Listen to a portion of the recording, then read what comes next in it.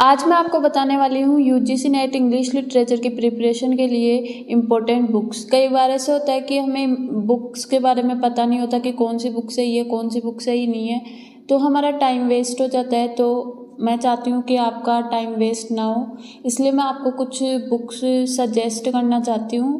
तो अगर आप यूजीसी नेट इंग्लिश लिटरेचर के लिए प्रिपरेशन कर रहे हैं तो आपके लिए बहुत हेल्पफुल होने वाला है ये वीडियो।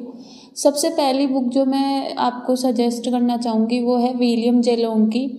अगर आप इस बुक को पढ़ते हो तो आपको इंग्लिश लिटरेचर की जो हिस्ट्री है उसका एक आइडिया हो जाएगा। और ये बुक है, ये बहुत इजी भी है रीड करने में।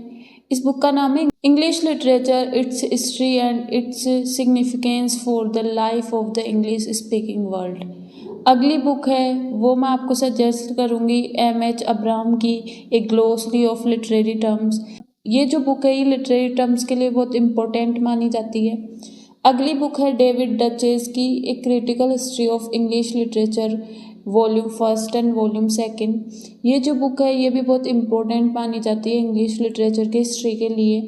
अगली है पीटर बेरी की beginning theory and introduction to literary and cultural theory. ये कल्चरल थ्योरी के लिए बहुत इम्पोर्टेंट बुक मानी जाती है। अगली है प्रमोद के नायर की an introduction to cultural studies. अगली है बी प्रसाद की an introduction to English criticism के लिए बुक बहुत इम्पोर्टेंट मानी जाती है।